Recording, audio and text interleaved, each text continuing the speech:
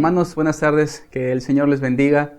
Seguimos deseosos de poder estar juntos, sin embargo, aprovecho esta cápsula primero que nada para enviarles un saludo, deseando y orando que en el Señor todos ustedes se encuentren bien, que sigamos creciendo y siendo edificados por el Señor en áreas de necesidad que esta situación de pandemia y aislamiento ha provocado, que en medio de todo esto nosotros podamos seguir creciendo en el Señor, en amor, en comprensión, en fidelidad, en fe, y que el amor entre nosotros y el amor por Dios siga avanzando y siga creciendo más hasta que podamos estar juntos y entonces manifestar nuestro amor al Señor como congregación nuevamente.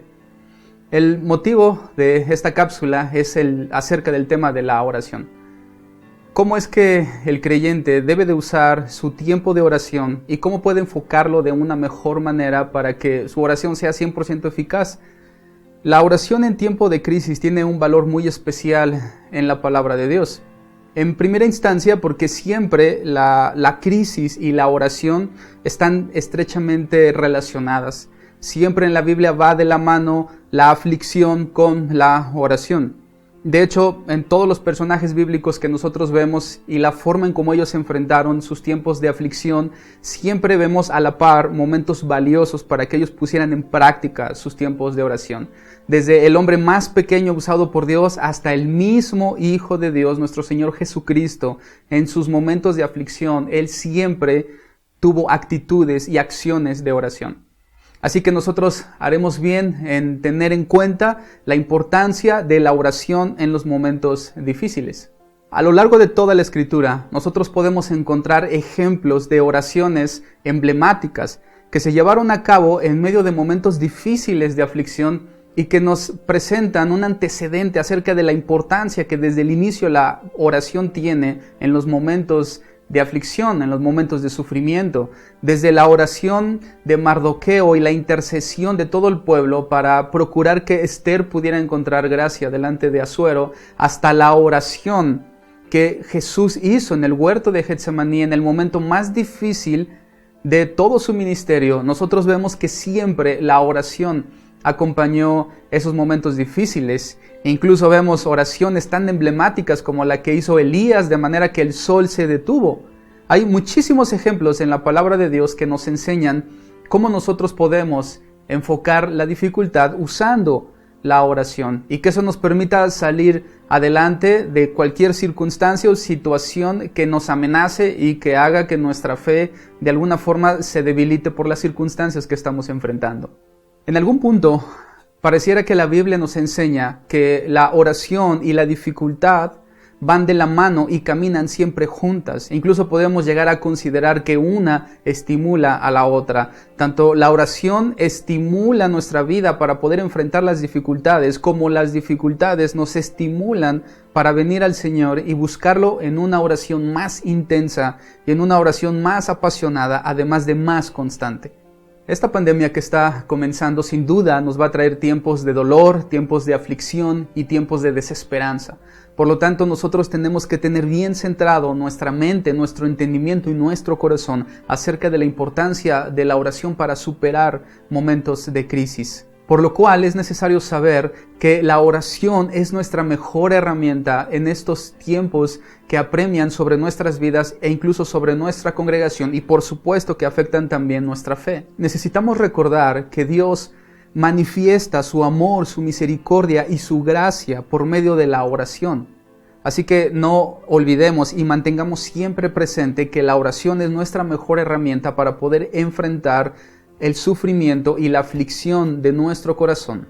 En base a esto, yo quiero tratar con ustedes 7 aspectos diferentes respecto a la relación entre la oración y el sufrimiento. 7 aspectos que considero importantes en un resumen de todas las cosas y de todos los aspectos que son importantes y determinantes para la oración. Yo quise rescatar 7 de ellos que creo que en estos momentos nos van a ser de gran utilidad y de mucha fortaleza para que nosotros podamos salir adelante reteniendo nuestra integridad y manteniéndonos firmes delante del Señor en quien hemos creído y a quien nosotros amamos. El primer aspecto importante que quiero tratar con ustedes respecto a la oración es por qué debemos orar. ¿Por qué es que nosotros como creyentes debemos orar? ¿Por qué debemos de llevar nuestro clamor, nuestras peticiones delante de Dios? Y para eso hay 3 principales razones que yo quisiera mencionar respecto a la razón o al aspecto principal del por qué debemos de orar. La primera razón del por qué debemos de orar es porque por medio de la oración nosotros nos comunicamos con Dios. Debemos de entender primero que Hebreos nos enseña que Dios habló antes muchas veces y de muchas maneras, pero que en estos postreros tiempos el Padre nos ha hablado y se comunica con nosotros por medio de su Hijo. Por medio de la palabra de Dios es que el Señor se comunica con nosotros.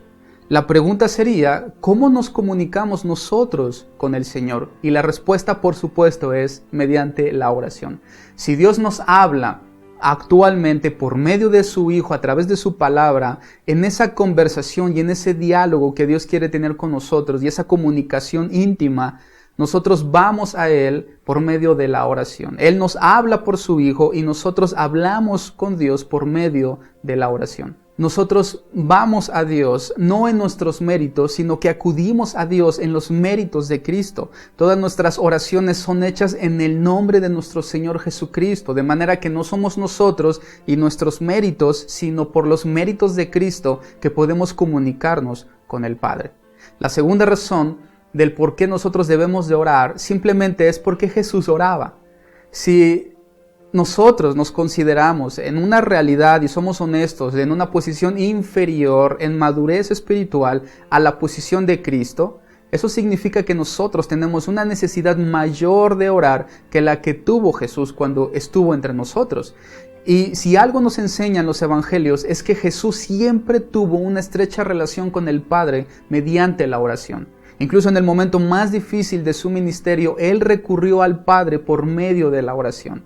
Aquel que no tuvo debilidades, aquel que no cometió pecado y aquel que era el Hijo de Dios, recurrió al Padre mediante la oración. Nosotros tenemos una necesidad mucho mayor que la que Jesús tuvo de orar y sin embargo Él continuamente lo hizo. Eso nos coloca a nosotros en una posición de mayor necesidad para venir y buscar al Padre.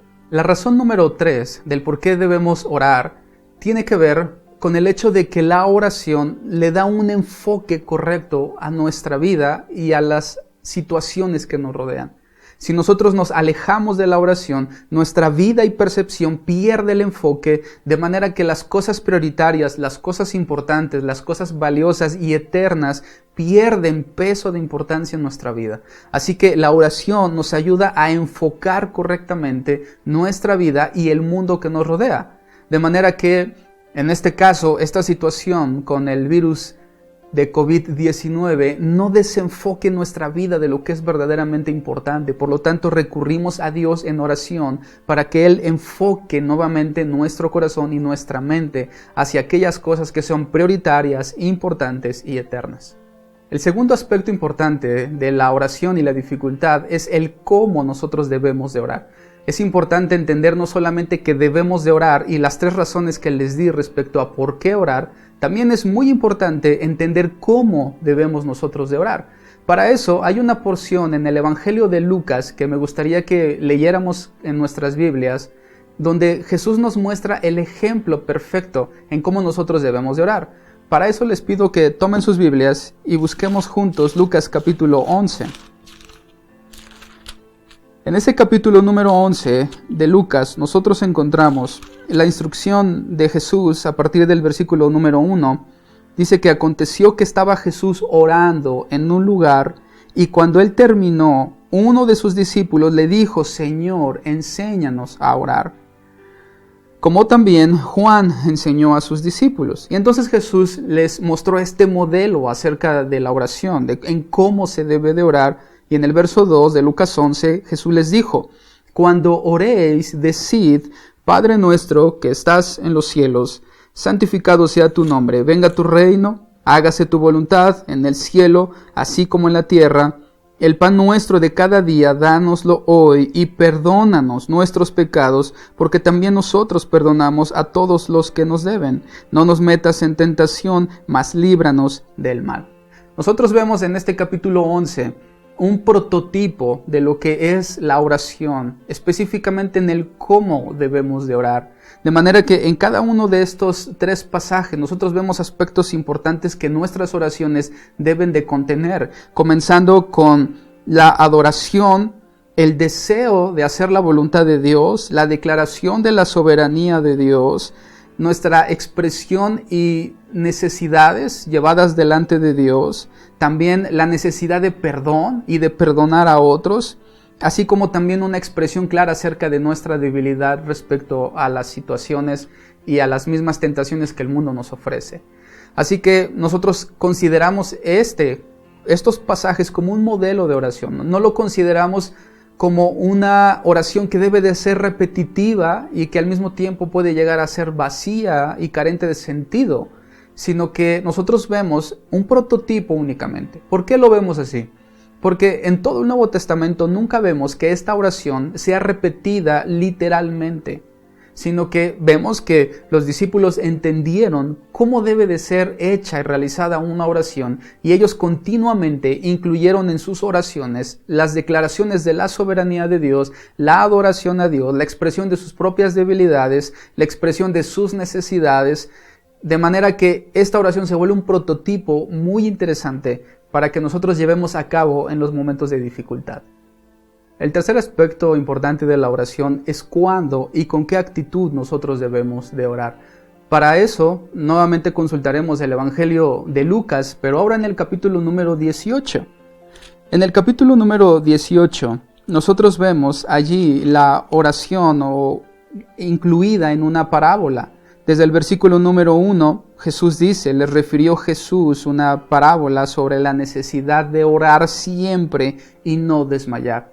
A continuación nosotros sabemos el contenido de esa parábola, donde vemos a una viuda que insistía para que un juez, que a pesar de ser injusto, él respondió debido a la petición continua de esta viuda. Así que esto nos enseña que nuestra actitud debe de ser una actitud constante, que en todo tiempo debemos de mantener a la hora de venir delante de nuestro Dios y orar. Sin embargo, yo quisiera que hiciéramos una clara distinción entre persistir e insistir.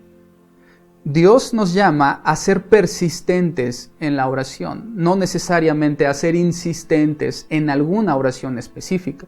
Es decir, que Dios no nos llama a insistir en un aspecto de la oración y que no dejemos de hacerlo hasta que obtengamos lo que pedimos, sino que Él nos llama a ser persistentes en la oración, hablando de la oración como un tema general en nuestra vida, que a pesar de muchas veces no tener lo que nosotros deseamos, debemos de persistir en la oración. No debemos de abandonar la oración por el hecho de no ver resultados inmediatos cuando nosotros insistimos en algún tipo específico de petición, sino más bien debemos de ser persistentes para que a pesar de no obtener lo que deseamos, nosotros sigamos manteniendo una vida y una actitud constante de oración, no desmayando por las dificultades, no desmayando por las negativas, no desmayando por las situaciones contrarias, sino persistiendo y persistiendo en la oración. El aspecto número 4 importante de la oración en tiempos de pandemia es que nosotros tenemos que saber con qué intensidad debemos de estar orando, cuál debe de ser nuestra intensidad de oración en momentos de dificultad. Para eso Pablo nos ayuda en Filipenses, en el capítulo número 6, versículo número 18. Allí vemos cómo Pablo, después de mostrarle a los creyentes cuál debería de ser en una forma metafórica la armadura de Cristo y en Cristo que el creyente debe de tener, debe de portar. A partir del versículo 18, Pablo dice, orando en todo tiempo, con toda oración y súplica en el Espíritu, y velando con ello con toda perseverancia y súplica por todos los santos. Así que en este aspecto vemos que Pablo llama a la iglesia a perseverar en la oración, a mantenernos en la oración, en una línea de batalla, intercediendo los unos por los otros. De manera que pudiéramos resumir este aspecto en el hecho de que el creyente no ora porque quiera hacerlo o porque deba hacerlo, o incluso porque se siente obligado a orar, sino que el creyente ora a Dios porque él necesita orar a Dios. La oración es más una necesidad propia del creyente, una necesidad intrínseca en cada uno de nosotros que está allí por nuestra necesidad de Dios. Nosotros necesitamos orar porque necesitamos de Dios. Es por eso que debemos de tener una intensidad fuerte en la oración, puesto que tenemos una necesidad fuerte de Dios. El aspecto número 5 de la oración tiene que ver con la actitud que nosotros oramos. ¿Cuál debe de ser la actitud en nuestro corazón con la que debemos de enfrentar y debemos de ejercitar y realizar la oración? Para ello, abramos nuestras Biblias en el Salmo número 5, versículo número 1. En ese Salmo número 5, nosotros vemos que es un Salmo de David. David es quien está orando a Dios y aquí él nos va a mostrar un poco acerca de cuál debería de ser nuestra actitud a la hora de orar. En el versículo número 1, David dice: escucha, oh Jehová, mis palabras, considera mi gemir. Está atento a la voz de mi clamor, Rey mío y Dios mío, porque a ti oraré. Oh Jehová, de mañana oirás mi voz, de mañana me presentaré delante de ti y esperaré. Nosotros vemos allí la actitud de David que nos enseña que él venía de mañana delante de Dios para llevar sus peticiones y esperar. Es decir, que la actitud que nosotros debemos de tener delante de Dios es una actitud de seguridad. Nosotros vamos delante de Dios porque estamos seguros que Él nos oye. Sería totalmente ilógico que alguno de nosotros estuviera esperando a alguien que sabemos que nunca va a llegar, sino que nosotros esperamos a aquel o aquellos con quienes hemos acordado una cita y que estamos seguros que llegarán. Cuando David dice: iré delante de ti, de mañana llevaré mi clamor delante de ti y esperaré, es porque David estaba seguro que Dios tarde o temprano llegaría en su auxilio. Así que esa debe de ser nuestra actitud en medio de los días que estamos viviendo. Debemos de ir al Señor y esperar, estando seguros de que Dios va a venir, de que Dios va a escuchar y de que Dios va a responder según su voluntad y en su tiempo, y que nosotros estamos seguros de que Dios responderá y que Dios vendrá en nuestro auxilio.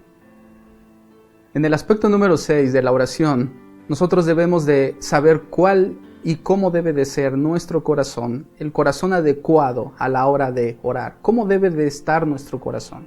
Y para eso, el apóstol Juan nos ayuda.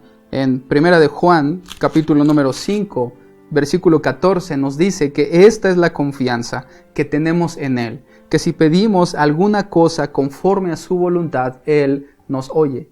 Así que nuestro corazón debe de estar confiado en el que el Señor nos va a escuchar, siempre y cuando nosotros pidamos conforme a su voluntad. Así que la mejor manera de que nuestro corazón esté confiado a la hora y al momento de orar es que nosotros estemos bajo la voluntad de Dios. Si estamos viviendo bajo la voluntad de Dios, nuestras peticiones estarán dentro de la voluntad de Dios y de esa forma nosotros podremos venir a Él con un corazón totalmente confiado, ya que esta confianza de que Él nos oye no radica en nuestra gran necesidad o en nuestros anhelos, sino que radica en estar dentro de su voluntad y que nuestras peticiones estén dentro de esa voluntad de Dios en la cual nosotros vivimos y dentro de la cual incluimos también nuestras peticiones. Así que si estamos dentro de la voluntad de Dios, debemos de estar confiados en nuestro corazón de que Él nos va a escuchar. El séptimo aspecto de la oración en tiempos de pandemia es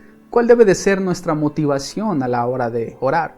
Si nosotros venimos a buscar a nuestro Dios, ¿cuál es la motivación que nos lleva a buscarlo? Santiago nos enseña que el hombre no recibe lo que pide porque pide mal, porque pide para gastar en sus propios deleites.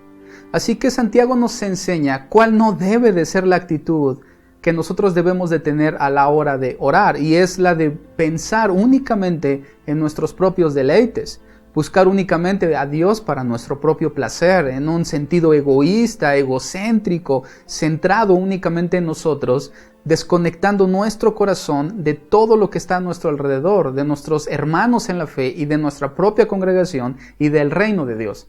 De manera que nuestra motivación no debe de ser nuestro propio bienestar, sino primero la glorificación de Cristo, el bienestar de su iglesia y el bienestar de su reino.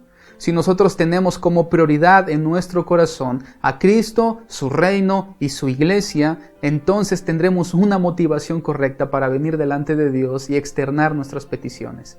Así que, hermanos, los animo a que pongamos en práctica estos 7 aspectos de la oración y que en tiempos de dificultad que enfrentamos estemos seguros, estemos confiados, estemos firmes en el Señor y que su fortaleza venga a nosotros mediante la oración.